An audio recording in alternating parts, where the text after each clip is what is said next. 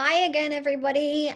So hopefully, if you're looking at this, you have watched the first video where I explained the process. So basically, just to recap real quick, I'm going to be uploading a series of videos showing you the activities that are in my Drawing for Distress Tolerance art workshop that I normally would be running face-to-face.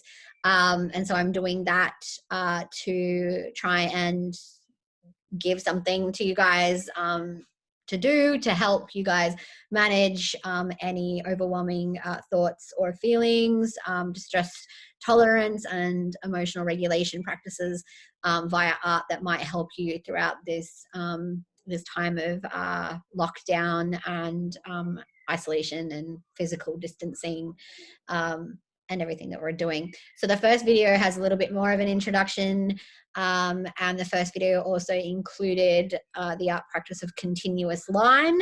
I'm going to share my screen with you guys again now, and we're going to look at the next step, the next practice.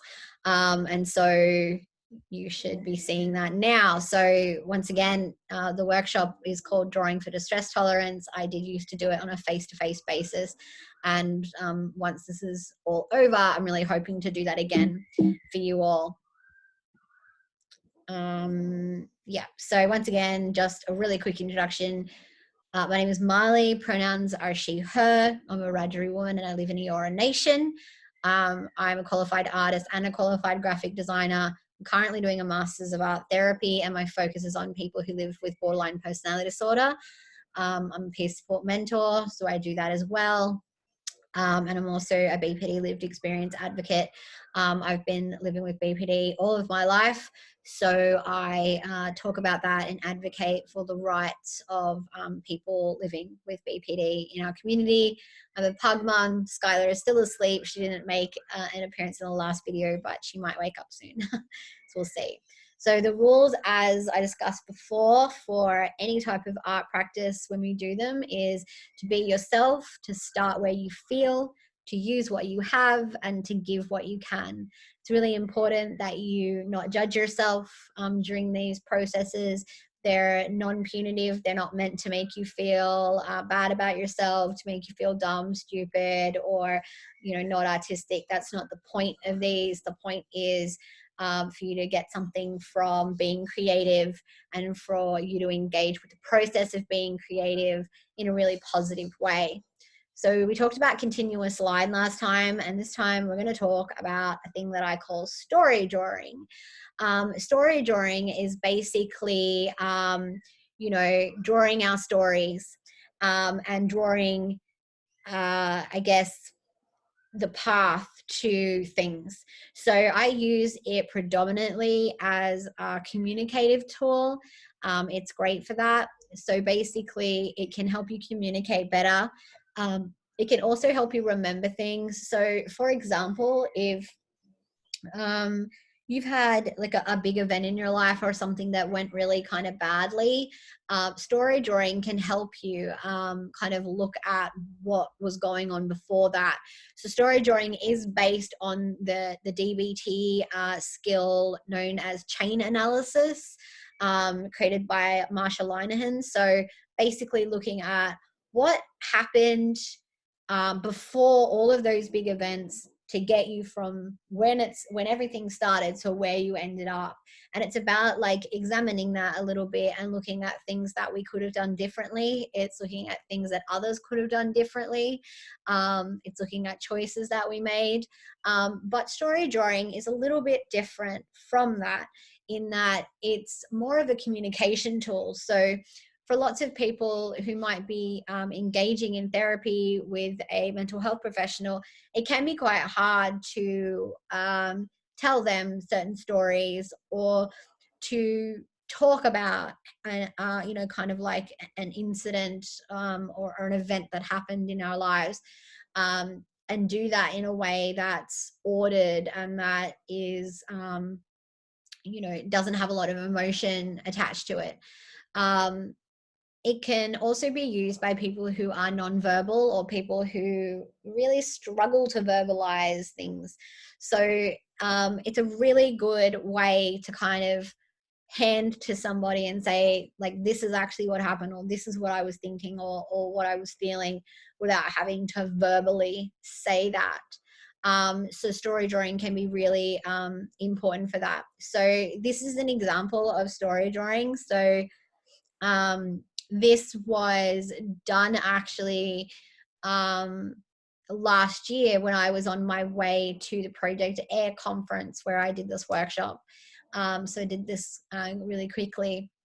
And so just for some background in terms of that, so Project Air is located in a regional city in New South Wales, and I grew up in that city, and I have some really negative emotions connected to that city. And so when I go down every year for the Project Air conference, it can be really difficult for me. It can be really triggering for me. It can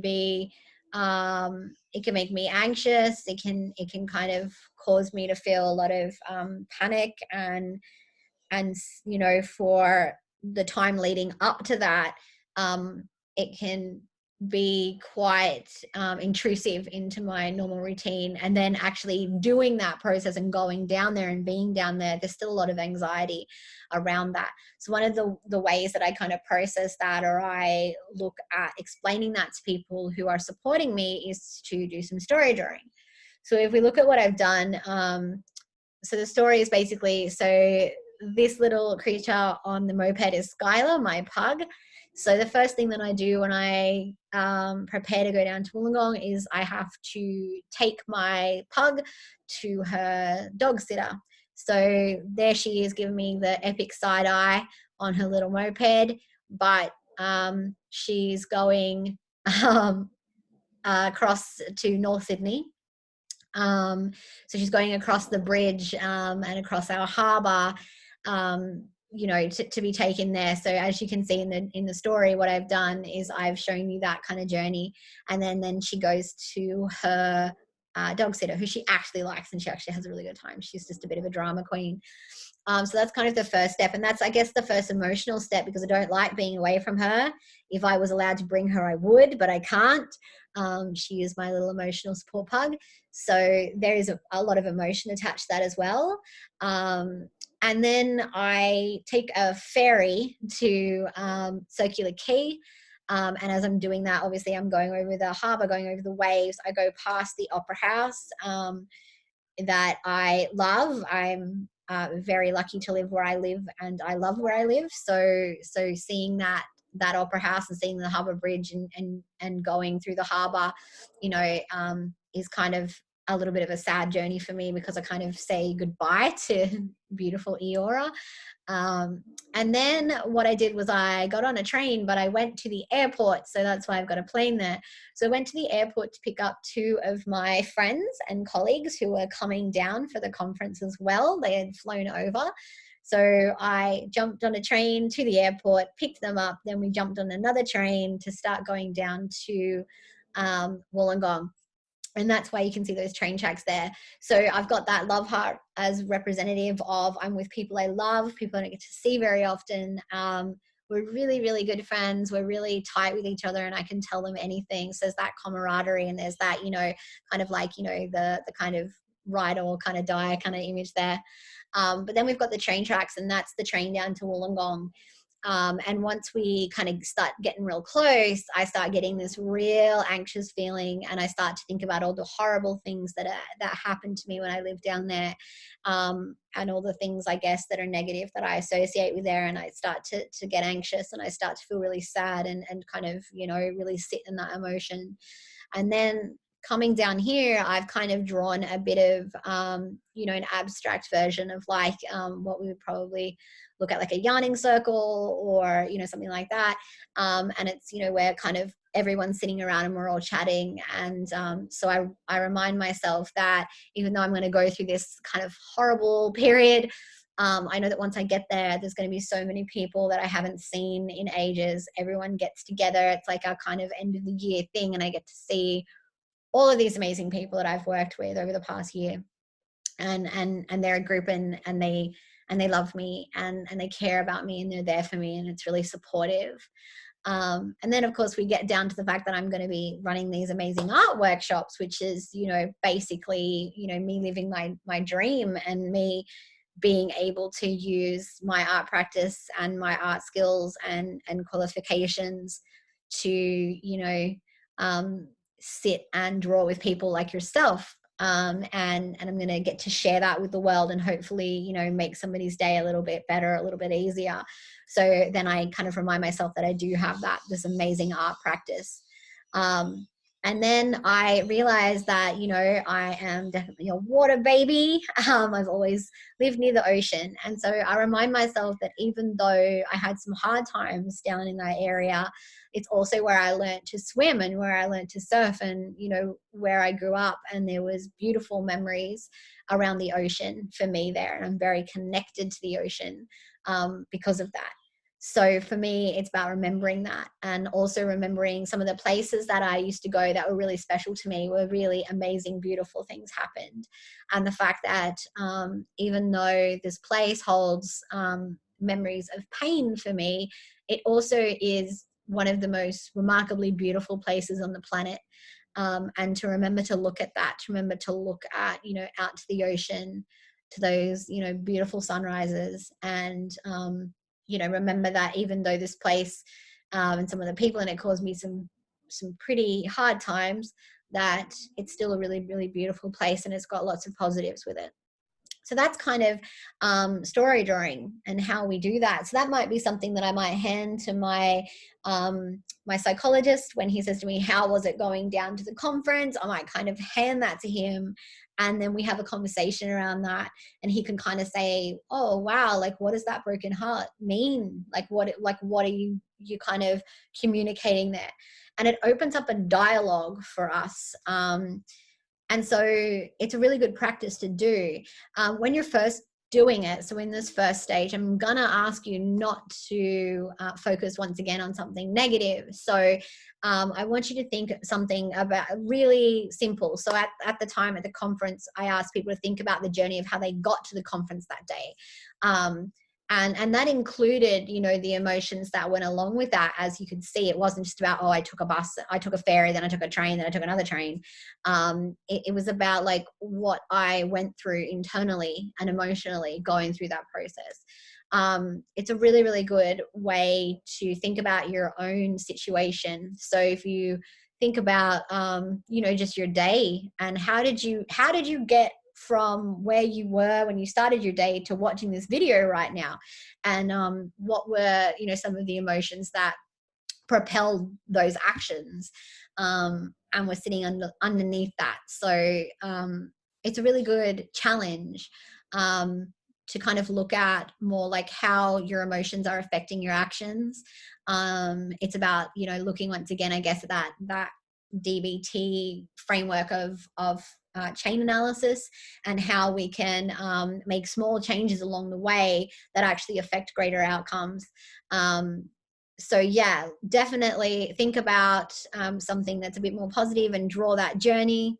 You're not allowed to use words, do not cheat.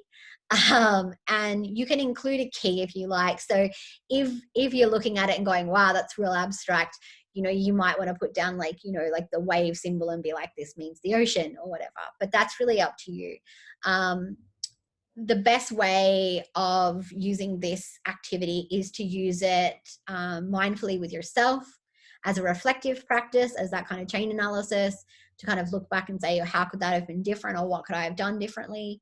Or you can definitely use it with a therapist. And I think even though a lot of us have moved to telehealth with our therapy and with engaging with mental health professionals, we can still do this. Is something that you can prepare before you go into that session, and you can say, hey, I drew a picture, this is what it looks like, I'd really like to talk about that. And it can be great to start some of those conversations that we might find a little bit more difficult to do if you're not a very verbal person, or if you struggle to talk about emotion and things like that with therapists. You can also do it with family and friends. I think most family and friends, any tool that can help them understand you better is a really positive thing.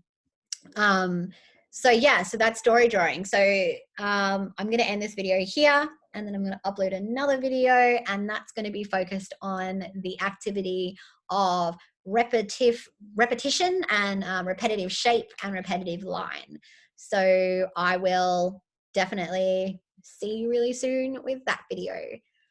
Thanks for hanging around with me, guys. And as I said before, if you're doing any of these things and you're on Instagram, please upload them and tag me at Graphics for Good, or you can send them to me via email, or do the whole DM thing.